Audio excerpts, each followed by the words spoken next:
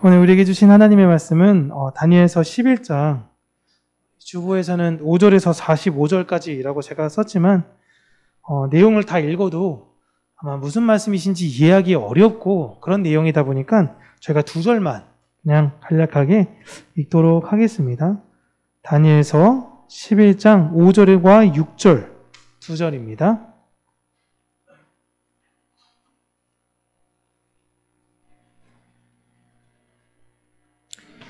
우리 함께 읽겠습니다.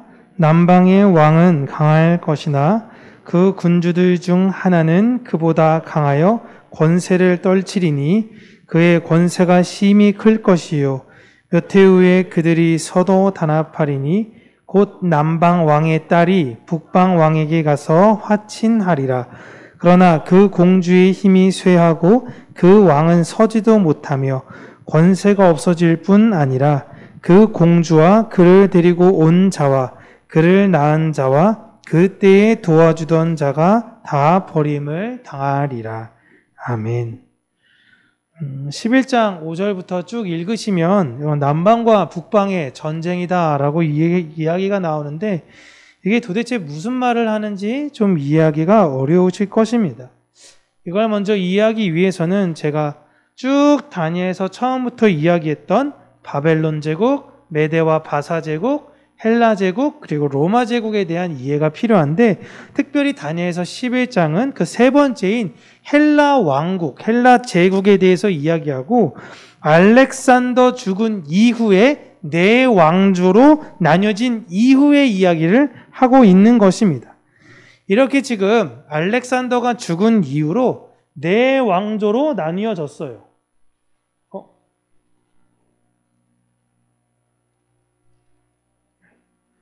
또 고장이 났네요. 이렇게 네 왕조가 이제 구분이 됐는데 명칭은 크게, 물론 명칭이 되게 중요한 거지만 여기 왼쪽 위에 있는 빨간색 두 개는 크게 생각하지 않으셔도 됩니다. 여기 맨 위에 있는 저 지역이 바로 그리스 지역이죠. 마케도니아 그리스 지역이고 그다음에 이 리시마쿠스라는 지역이 터키 지역입니다. 여행 다녀보신 분들 다 아시죠? 네, 그렇죠. 우리는 다 아는 부분이잖아요.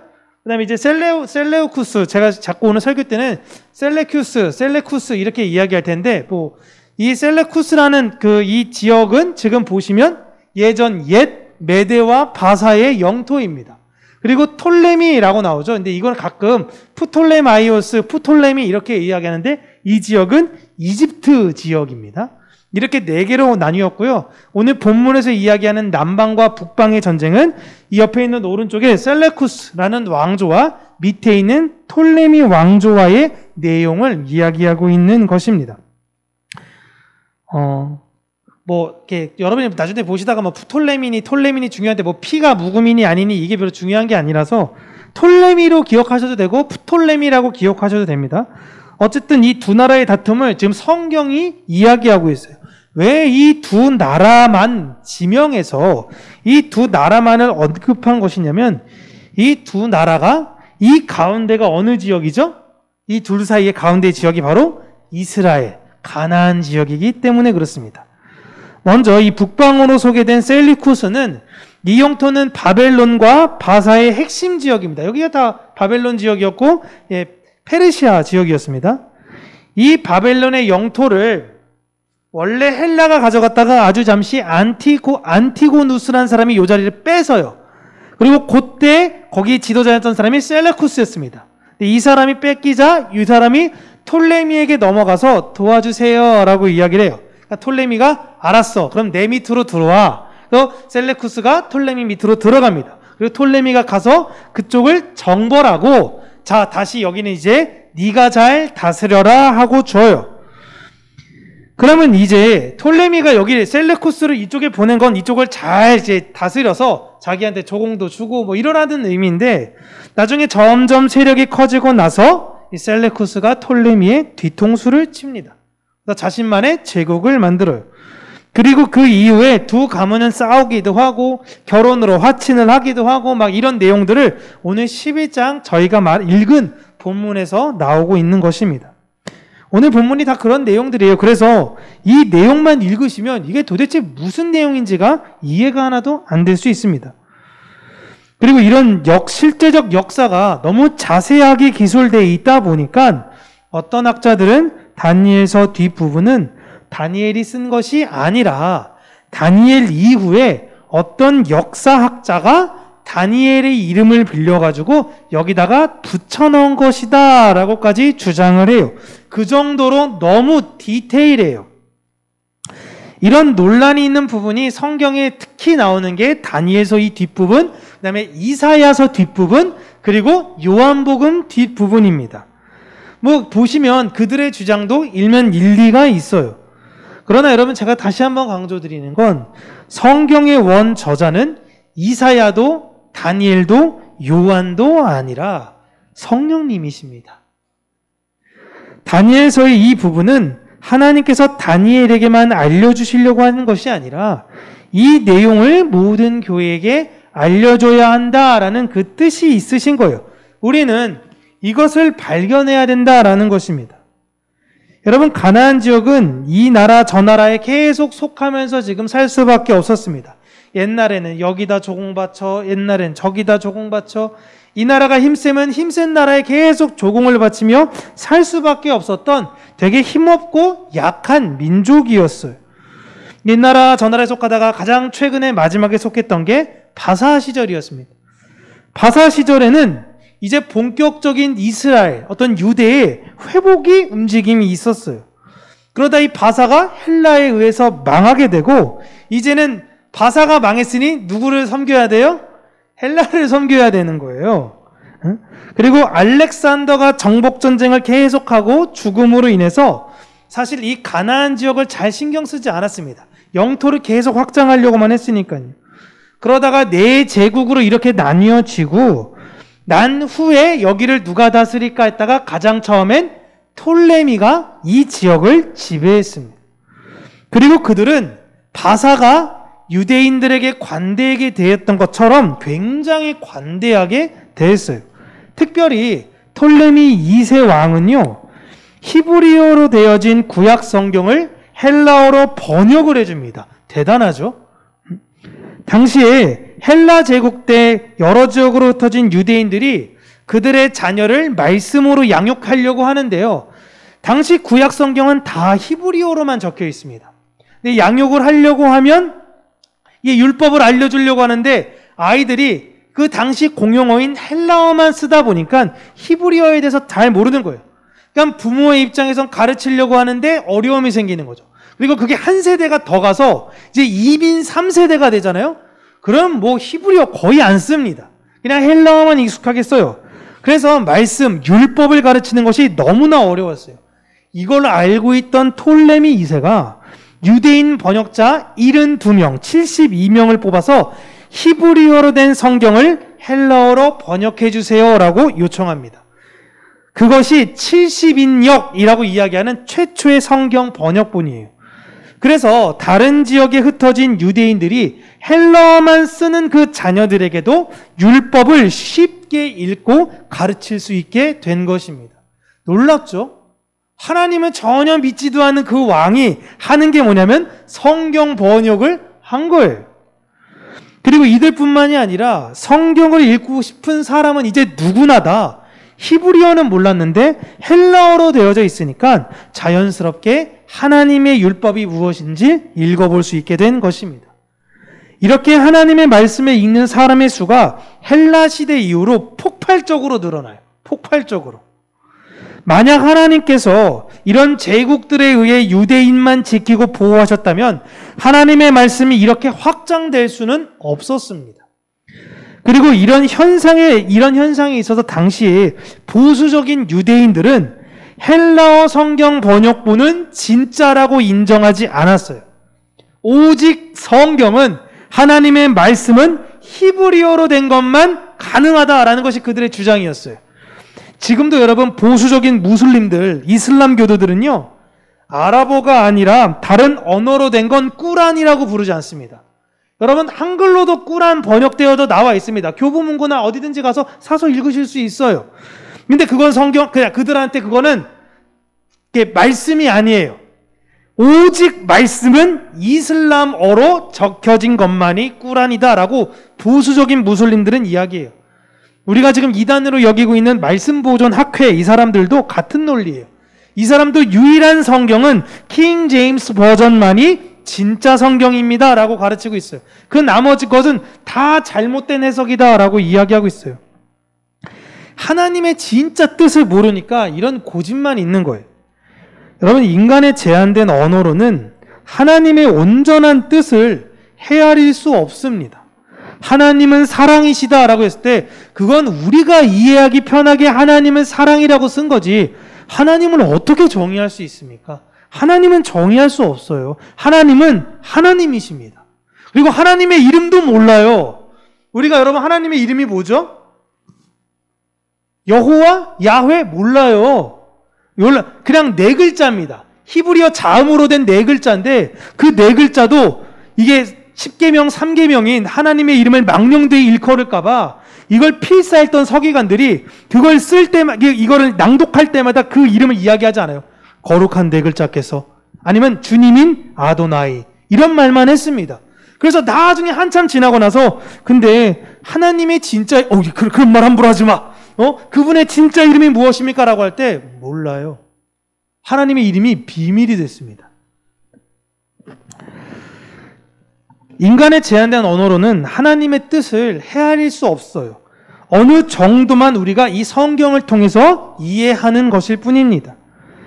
당시 사람들은 왜 이스라엘이, 왜 유다가 이런 상황을 겪게 되었는지를 이해하지 못했지만 지금 와서 돌이켜보니 모든 것이 다 하나님의 선하신 계획이고 뜻이었던 것입니다.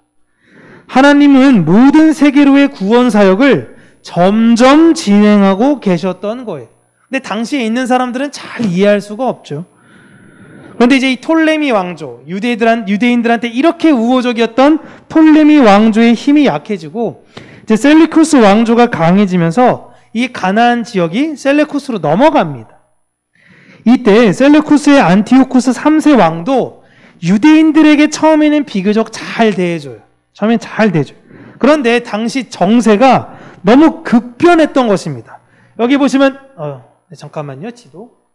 맨 왼쪽에 저 나라가 어딘지 아시죠? 이탈리아입니다. 이탈리아. 저기가 로마예요. 저기가 로마인데 이 로마가 밑에 이 아프리카에 있는 카르타고와 지중해 패권을 놓고 전쟁을 크게 2번을 합니다. 그래서 그 전쟁에서 누가 이기냐면 로마가 이기면서 지중해 모든 패권을 장악하게 돼요. 그리고 그 로마에 맞선 안티오쿠스 3세가 그리스 윗지역인 마케도니아에서 이제 한번 전쟁을 딱 벌이는데 누가 이길까요? 로마가 이깁니다. 안티오쿠스 3세가 박살이 나서 도망가요. 다시 셀레쿠스로. 그리고 후에 다시 힘을 키우는데 이번엔 로마가 자꾸 힘이 커지니까 셀레쿠스로 진격을 합니다. 그래서 전쟁을 딱 붙는데 또 누가 이겨요? 로마가 이깁니다. 로마가 아주 대승을 거둬요. 그 전쟁에 대한 배상금을 이제 셀레쿠스한테 내라고 합니다. 너네 전쟁, 너네가 졌으니까 이상하죠? 때리러 로마가 가서 다 때려놓고 니네가 졌으니까 돈 내놔라 라고 이야기하는데 그때 전쟁 배상금이 5,000달란트였어요. 어마어마한 겁니다. 예수님께서 비유를 말씀하실 때 얼마 빚진 자인지 기억나십니까? 1만 달란트예요. 이 큰 대셀루쿠스 왕조가 전쟁 배상금으로 낼 돈이 5,000달란트인데 한 개인이 왕한테 1만 달란트를 빚졌다라는 건 사실 말도 안 되는 액수예요. 어마어마한 액수를 빚졌다라는 걸 그냥 간접적으로 이야기하신 것이죠. 이 셀루쿠스는 막대한 배상금을 이제 채우기 위해서 그동안 제 모든 신들의, 그러니까 이방 신들한테 다 우호적이었습니다. 유대인뿐만이 아니라 야 너네 믿고 싶은 신들 다 알아서 믿어라고 우호적이었는데 그 신전에 쳐들어가서 거기 있는 모든 헌금들을 다 뺏었어요. 벽에 금 있으면 그냥 금 같은 거 다 긁어가고 그걸로 전쟁 배상금 채워야 됐으니까. 그런데 아무래도 계속 그렇게 하니까 신전을 털다 보니까 그 지역에 있는 사람들한테 반발을 사게 되고 결국 암살을 당합니다. 암살을 당해서 죽어요. 그리고 그 뒤로 셀루쿠스 4세가 왕이 되는데 그도 얼마 있다가 한 장군에 의해 살해됩니다. 그리고 그 뒤를 이어 안티오쿠스 4세가 왕이 되는데 이 왕이 정말 중요한 왕이에요. 안티오코스 4세 왕이 다니엘서 8장에 언급된 사람입니다. 다니엘서 8장 9절에서 12절 우리 같이 한번 읽어볼게요. 시작. 그중 한 뿔에서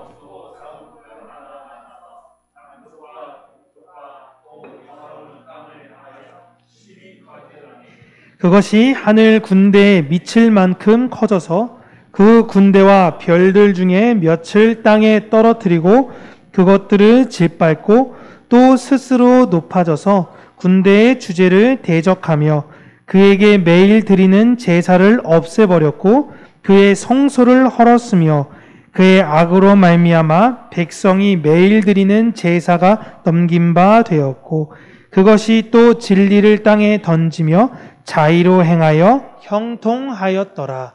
아멘. 한마디로 지금 이 사람이 누구냐면 이게 다니엘서 8장에 이야기했던 이 사람 작은 뿔 하나가 하나님의 백성 괴롭히고 하나님 우습게 여기고 교회를 막 뒤집어 그 성전을 뒤집어 엎고 막 거기서 막 함부로 불경스러운 일을 하고 그러는데 그 사람이 형통했다라는 이야기를 하고 있는 것입니다. 순양과 순념소에서 싸움에서 헬라인 순념소가 이기죠. 그리고 그 순념소에서 한 뿔이 나오는데 그 작은 뿔을 가리켰던 사람이 바로 이 안티오쿠스 4세입니다. 이 왕은요, 유대인들을 정말 차원이 다르게 괴롭혔어요. 당시에 유대인들이 여러분, 바벨론 포로 이후로 돌아가서 바사가 워낙 잘해줬으니까 여러분 아시겠지만 크세르크세스 1세 그때 당시 말씀드렸죠. 아하수에로 왕 시절에 유대인들이 거기 많았어요. 그러니까 당시에 모르드게가 원래 한 자리 하고 있었잖아요. 그러니까 유대인들도 곳곳에서 그냥 잘 어울리면서 살았던 것입니다. 돌아갔던 사람들이 신앙이 그나마 좀 낫다고 해도 그냥 거기서 거기에요. 그러니까 유대인들 신앙이 정말 엉망이었습니다. 엉망이었는데 포기하지 않는 하나가 딱 있었어요. 그게 뭐냐면 하나님은 한 분이시다. 이거는 절대 포기할 수 없어요. 우리는 한 분이신 하나님만 믿습니다. 흔히 지금으로 얘기하면 주일에 교회 오지도 않고 내가 세상 허랑방탕하게 살아도 그런 사람들 입에서 나는 기독교인이야. 하나님은 살아계셔. 하나님은 한 분이시야. 이렇게 얘기하는 거랑 똑같은 거예요. 당시에 이랬어요. 그런데 안티오코스 4세 왕은요, 헬라 문화에 심취했습니다. 셀루큐스임에도 불구하고 헬라 문화에 심취해서 자신이 있는 모든 곳에는 다 신전들의 그들의 신을 없애고 헬라 신을 섬기라라고 명을 내렸어요. 그걸 당연히 유대인들은 완강히 거부했던 거죠. 그러던 중에 다시 한번 지도를 이제 넘겨서 앞에 거 넘겨보시면 이제 보여드리면 이제 안티오코스 4세 셀루쿠스가 이제 톨레미 왕조를 정복하러 내려갑니다. 그리고 두 번에 걸쳐 전쟁에서 톨레미가 거의 다 망할 직전까지 가요. 야, 이제 여기 먹겠구나 하고 있는 순간 누가 들어옵니까? 로마가 갑자기 들어옵니다. 그러니까 자기네는 피 터지게 싸웠다가 로마가 마지막에 싹 들어오니까 안 되겠다 해가지고 결국엔 다시 본국으로 도망갈 수밖에 없었던 거예요. 진짜 죽 서서 개 준 거죠. 너무 짜증나는 상황입니다. 그 짜증나는 상황에서 지금 돌아가는 길에 예루살렘에서 잠깐 쉬었는데 예루살렘에서 신전에서 우리 헬라 신께 예배드려야겠다. 제우스 신께 예배드려야 되겠다. 딱 갔는데 자기 말대로 안 하고 있는 거예요. 그래서 화가 머리끝까지 나요. 지금 톨레미 왕조 정복도 못한 것도 짜증나고 로마 때문에 짜증나고 내 말도 제대로 안 들어. 그래서 화가 머리끝까지 납니다. 그래서 성전에서 돼지를 직접 잡아 제우스 신에게 피의 제사를 드려요. 그 번제단에다가 돼지를 올리고 피를 뿌린 거예요. 눈이 그냥 제사장들이 돌아버리는 거죠. 그리고 자신의 법이 아닌 율법에 따라 할례를 한 난지 8일 만에 할례한 아이들을 그 근처에 다 찾습니다. 그래가지고 그 애들을 다 죽여요. 그리고 나서 그냥 죽인 게 아니라 죽이고 난 뒤에 나눠서 애를 그 어미 목에 걸어둡니다. 그리고 전시해요. 내 말을 안 들으면 이렇게 된다. 끔찍하죠. 그리고 법대로 안 드렸던 제사 안 드렸던 제사장 600명을 쭉 눕힙니다. 묶은 다음에 쭉 눕혀요. 그리고 그 위로 전차로 밀어버렸어요. 다 죽었어요. 이런 모습에서 다른 지역 사람들이면 어떻게 무서워 우리 헬라 신을 섬길 거야 이렇게 했던데 신앙이 아무리 껄렁껄렁해도 유대인들은 이거 건드리면 안 됐는데 이걸 건드린 거예요. 그래서 눈이 완전히 뒤집힙니다. 그래가지고 이거 막 갑자기 막 독립운동이 막 일어나는 거예요. 이때 이들을 대항해서 하시딤이라는 단체가 결성됩니다. 우린 구별된 사람들이야. 구별된 사람들. 그래서 하시딤이 결성돼요. 그 하시딤에서 나온 분파 중에 하나가 바리새파입니다. 그들이 바리새인이에요. 우리나라 따보면 독립운동가와 그 가문들이에요. 그래서 유대인들이 바리새인들을 인정하고 존경했습니다. 굉장히 좋아했어요. 이런 바리새인들을 향해서 예수님이 뭐라 그랬어요? 이 독사의 자식들아 라고 했으니까 그들이 사실 이렇게 막 뒤집히는 거죠. 우리가 어떤 집안이고 내가 어떤 사람인지 아냐라고 얘기하는데, 근데 여러분, 이런 끔찍한 일이 일어날 것을 다니엘은 미리 알았습니다. 너무 끔찍해서 말을 순화시켜서 쓸 수밖에 없는 이 상황을 다니엘은 알았어요. 여러분, 우리가 천안에 있는 독립기념관, 서대문 형무소 이런 데 가서 예전 우리 독립운동가들이 당했던 그 고문이나 이런 걸 봐도, 역사로만 봐도 되게 가슴이 아프거든요. 그런데 일어날 일을 미리 봤다라고 생각해 보세요. 그럼 정말 너무 가슴이 아픈 거죠. 내 민족이, 하나님의 백성이 이런 일을 너무 억울하게 겪게 된다는 게 너무 가슴이 아팠습니다.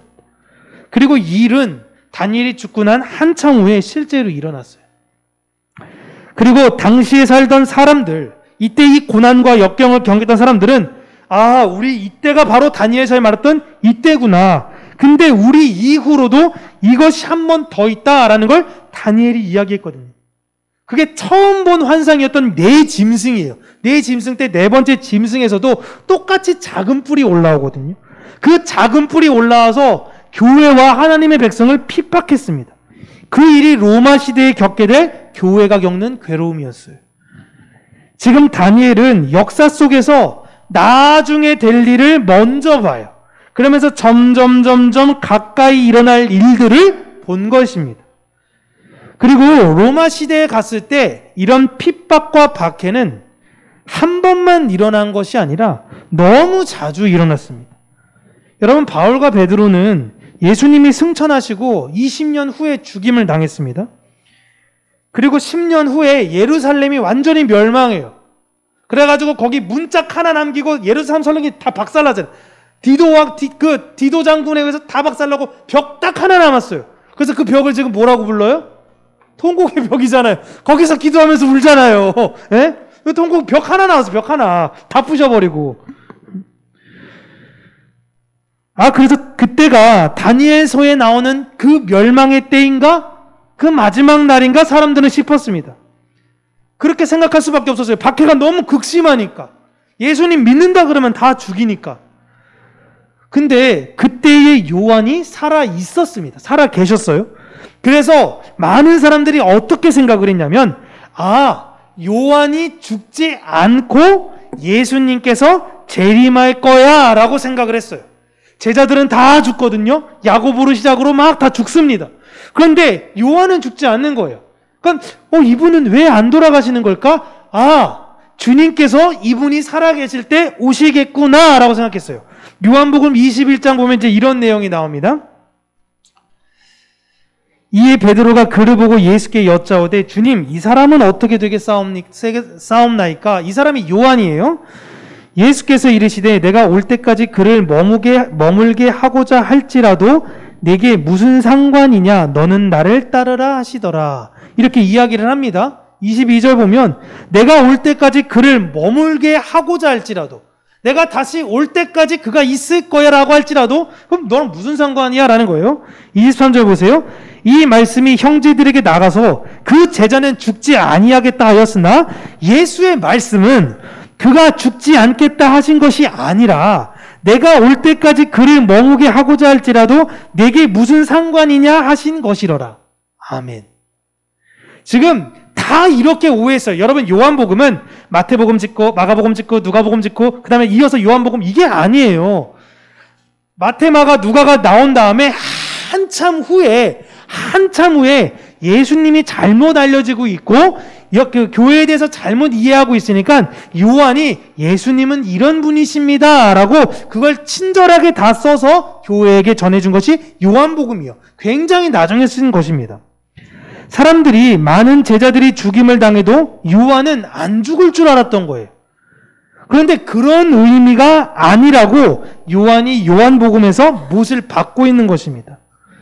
이제 곧 다니엘의 예언이 끝나고 주님 다시 오실 줄 알았어요. 초대교회는. 그래, 우리가 그 다니엘의 네 번째 예언의 시대를 사는구나. 우리가 이제 그때를 이제 마치면 이제 다 끝나겠구나 라고 생각했는데 요한 때에 요한에게 다시 이후에 일어날 일들을 알려주시는 거예요. 그러니까 요한이 알았어요. 아니야, 나도 죽어. 나도 죽는 거야. 그거 아니야 라는 거예요. 다니엘이 받은 예언처럼 요한도 동일하게 교회가 이후로 겪을 고난에 대해서 이야기를 하고 있는 것입니다. 여러분, 하나님께서 특별히 좋은 일도 아니고 이런 부정적인 일들을 다니엘에게 미리 알려주신 이유가 무엇일까요? 좋은 이야기 해주면 참 좋잖아요. 언제 부흥할 거다, 언제 잘 될 거다. 그게 아니라 그냥 언제 그냥 이런 피비린내 나는 고난과 역경이 있을 거다 이야기하고, 예수님도 그렇게 말씀하시잖아요. 그때가 겨울이 아니었으면 좋겠다. 야, 일로 도망가, 산으로 도망가, 다 도망가. 애베는 여자가 그때는 정말 진짜 힘들 거야. 막 이런 얘기 하시잖아요. 예수님도 알려주시고 요한도 알려주고, 이렇게 반복적으로 성경에서 무서운 일이 일어날 것을 알려주시는 이유가 무엇일까요? 여러분, 잘못을 저지르면 이렇게 사람들이 같이 모여서 잘못을 저질러가지고 혼이 날 때 그냥 맨 앞에 먼저 맞는 게 속이 편합니다. 나중에 기다렸다가 이 사람들 다 얻어맞는 거 보고 나서 내가 맨 마지막에 맞을 생각하면 겁나요. 지금 하나님께서 고난당하기 직전에 사실 알려주시면 차라리 나을 것 같은데, 한참 후에 이런 일들이 있을 거다라고 이야기하면서 교회를 계속적으로 불안하게 만드시는 것 같아요. 물론 모든 교회가 다 이런 핍박과 고난을 당하는 것은 아닙니다. 대한민국에 산다라는 이유만으로 우리는 굉장히 편안한 신앙생활을 하고 있는데, 여기서부터 차로 작정하고 1시간 반만, 아니 2시간이, 한 2-3시간만 작정하고 올라가면요, 거긴 여기랑 전혀 다른 분위기잖아요? 그렇지 않습니까? 거기는 이렇게 신앙생활을 할 수가 없는 곳이에요.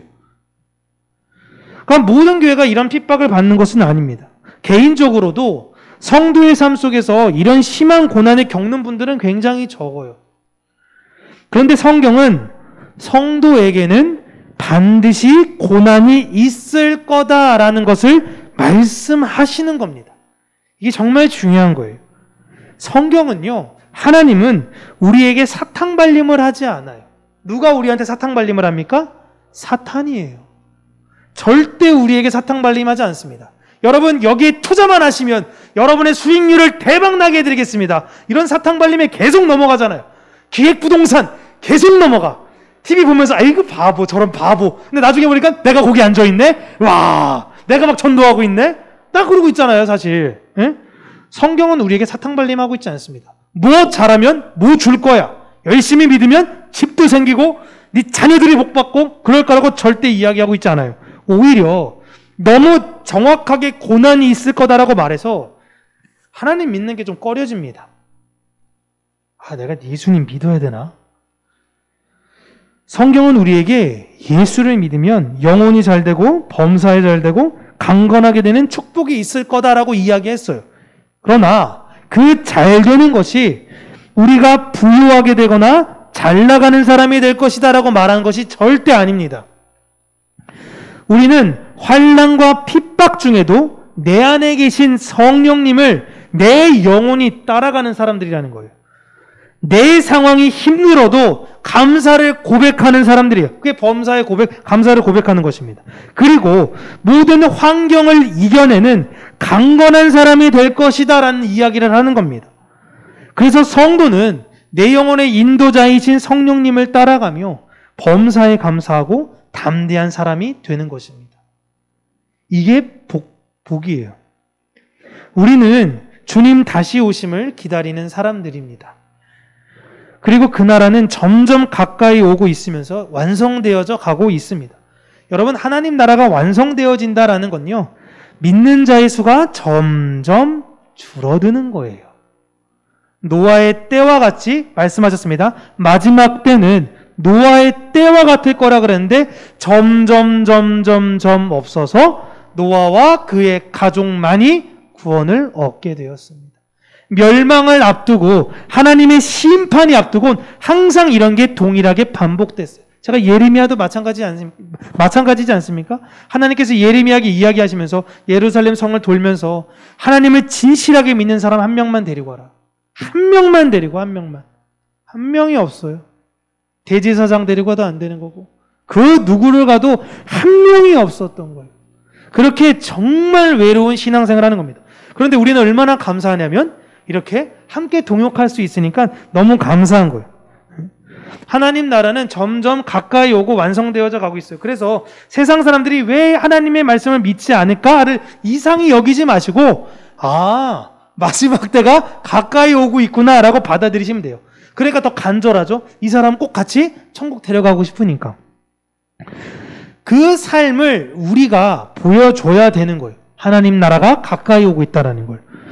마지막 날이 가까이 올수록 성도들에게는 그 담대함과 평안이 있습니다. 세상은 불안하고 어찌할 줄 모르지만 우리는 어디에서 왔고 어디로 갈 줄을 아니까 담대하고 평안할 수 있는 것입니다. 내 재산을 다 팔며 울며 불며 기도하며 내 불안을 잠재우는 사람들이 아니에요. 내일 이 지구가 망한다고 하나님께서 우리에게 딱 사인해 주셨어요. 그럼 우리는 오늘 무엇을 해야 됩니까? 그냥 평상시처럼 하면 되는 거예요. 오늘 사랑했듯이 내일도 사랑하고 늘 그렇게 사랑하면서 사는 것입니다.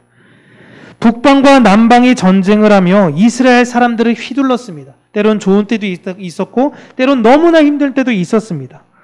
로마가 교회를 무너뜨리려고 그렇게 많이 애를 썼어요.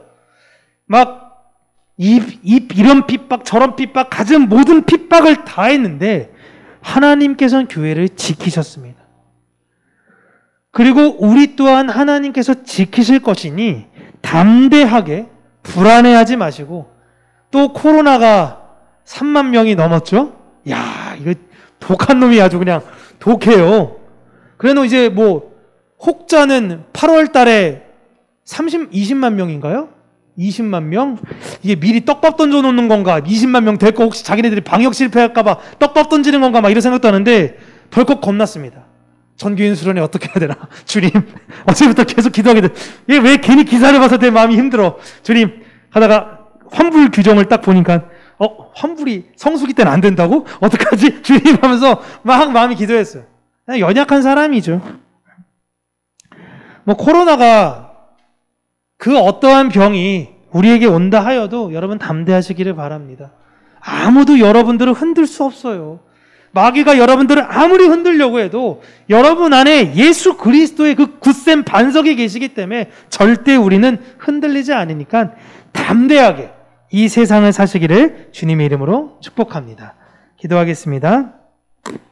참 좋으신 하나님 아버지, 하나님의 은혜와 사랑에 감사드립니다. 우리가 우리의 영혼의 인도자이신 성령님만을 온전히 따라가며 범사에 늘 그 감사를 잊지 아니하며 이 세상을 향해 담대하고 강건하게 살아가는 자들이 되어지기를 하나님 간절히 소원합니다. 여러 가지 힘들고 어려운 일이 우리 인생 앞으로 가운데 많이 있을지라도 우리가 주님 바라보며 믿음으로 걷는 자들이 되게 하여 주시고 한 마음과 한 뜻 되어져 하나님의 진리를 온전히 수호하며 날마다 믿는 자들의 수가 더해져 하나님의 그 나라를 확장시켜 나아가는 우리 평강교회가 될 수 있는 은혜 허락하여 주시옵소서. 예수님 이름으로 기도합니다. 아멘.